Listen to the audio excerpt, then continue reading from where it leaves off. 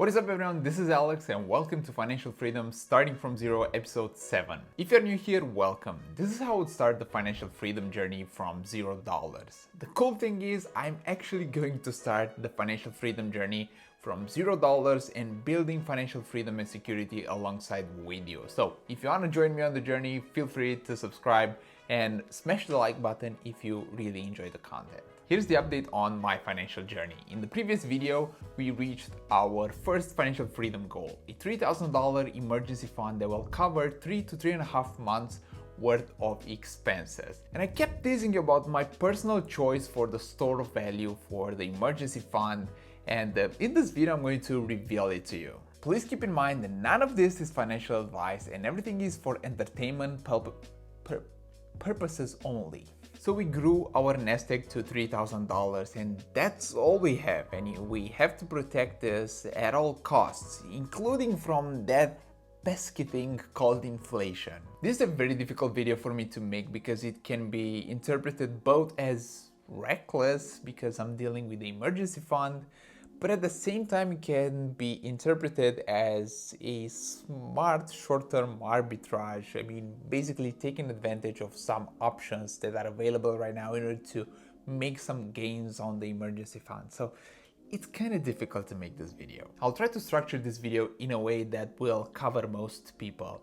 The goal is to give you options and not basically telling you what to do. In any case, at the end, I will also reveal to you my personal choice for the store of value, but you will have a lot of options that you can choose for yourself, and you'll also have all the information needed in order to make the best decision for yourself. This is why, for the purpose of this video, we will create 3 Alexes, which we will call X1, X2, and X3. They will serve for 3 different approaches, for the traditional safest one to the riskier one, all the way to the riskiest one, or what I would consider the riskiest one. Alright, let's start with the traditional safest approach with X1. X1 is very risk averse. He doesn't like risk at all. That's why he decides that he's going to store his emergency fund in cash or in a checking account, because in a checking account is just as good as cash. You have access to the money almost instantly, and the money are insured up to $250,000. So the money are pretty safe in a checking account. If a real emergency hits, X1 will have instant access to the money, so it's basically as good as having cash in your pocket. However, this approach will guarantee that X1 is going to lose purchasing power year over year. A 2 to 4% year over year compounded loss of purchasing power is ensured by keeping your money in cash. It's like 4.5% plus in my country, so that's no bueno. Please keep in mind that this loss compounds just like our gains in the stock market. So it's not a linear loss, but it's an exponential loss. Basically, I should go down, but whatever. You get the point. I went over this in detail in a previous video, so if you want to go and check it out, feel free to do so. But in short, with this approach, X1 will have a almost guaranteed loss in purchasing power of about 25% in 5 years. So the pros is that the money are FDIC insured and there's basically instant access to liquidity if a real emergency hits. Now I can hear all of you saying, but what about savings accounts? So if X1 will decide to store the money in a savings account, the best one that I could find out there gave an interest of 0.5%. Considering that inflation is anywhere from 2 to 4% based on the CPI data, this will also ensure that X1 will lose purchasing power over the long term, so it's still not good. On top of this, let's ignore the fact that in certain countries in Europe, there is a real negative interest rate and you are basically paying banks to keep the money for you, or they are basically taking a cut from your savings every single year.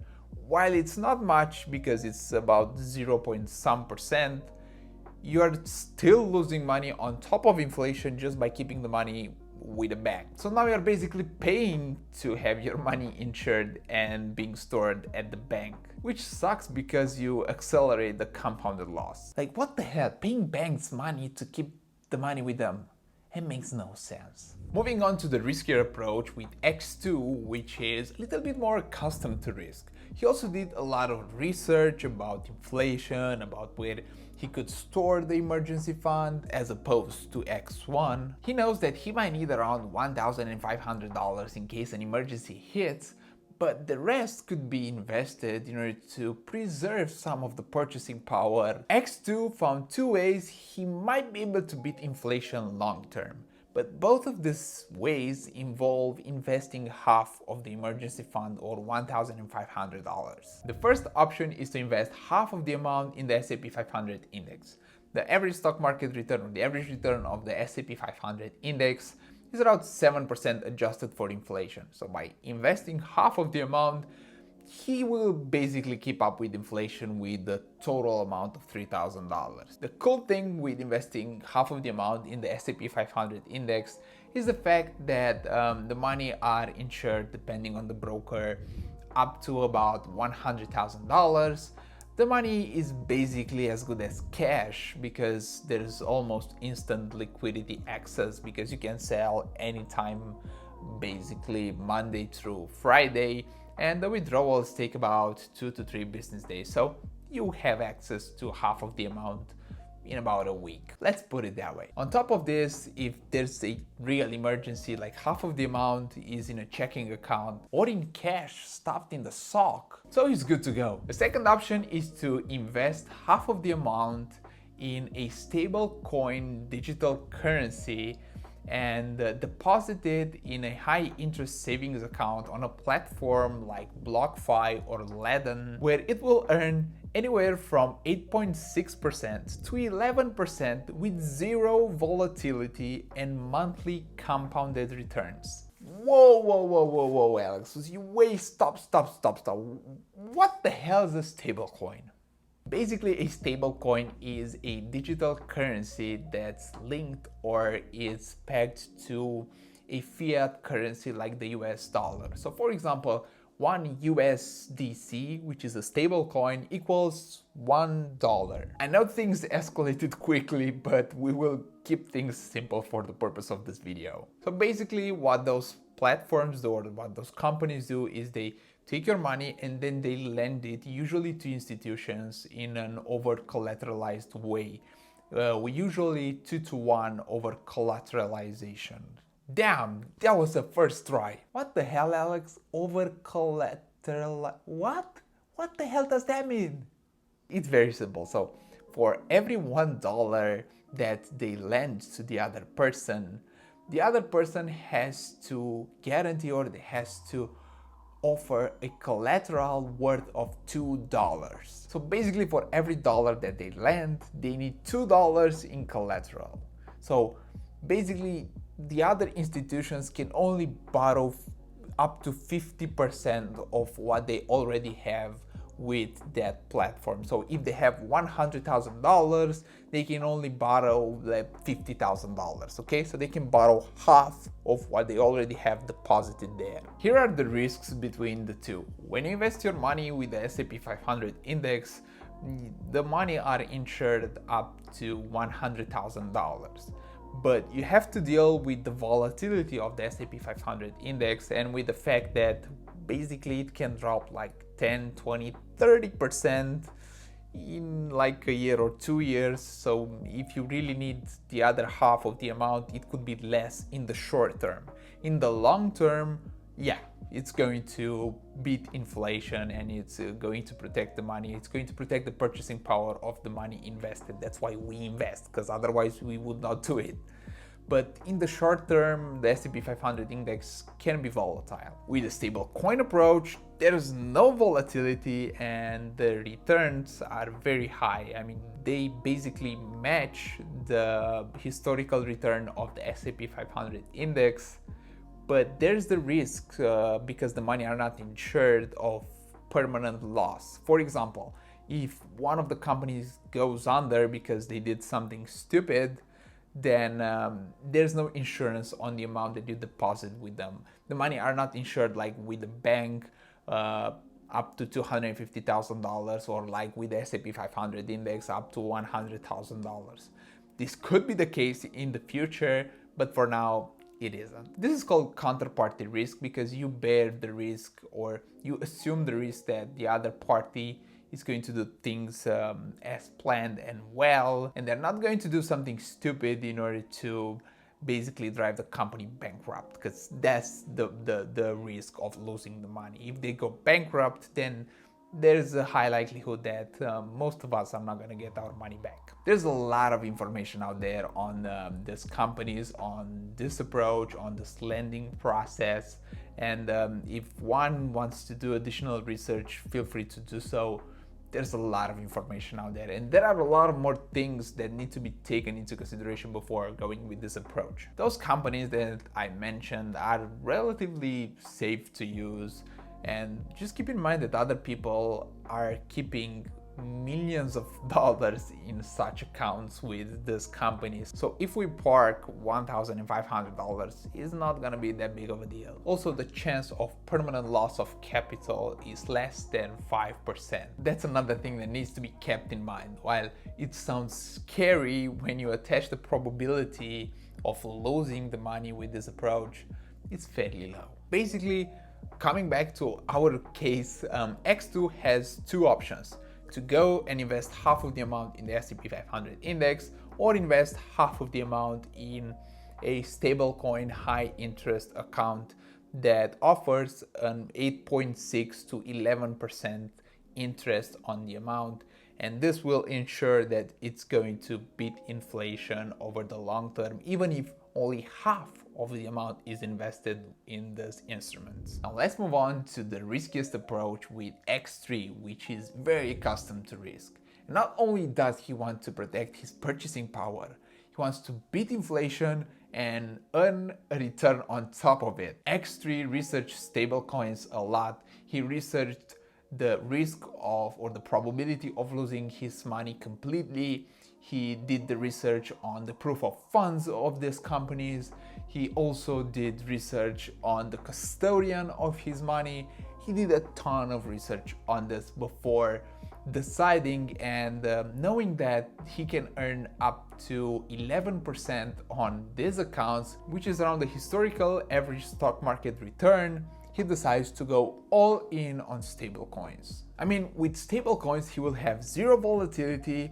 He will have basically the same benefits as with the S&P 500 index. There will be no short-term paper loss in case the S&P 500 index decides to correct itself by 10 to 20%, and his interest is going to compound every single month. X3 is aware of almost all the risks associated with this approach, and on top of this, he also knows that he basically never needed more than $1,500 as an emergency, and he also has a moderate to high savings rate and knows that in case he loses half of the amount, by the time he loses the money, he will already have saved and invested that amount in other instruments that are going to ensure that he has money available in case an emergency hits. So if he needs to replenish the emergency fund in about 2 to 3 months, he's going to be able to do so.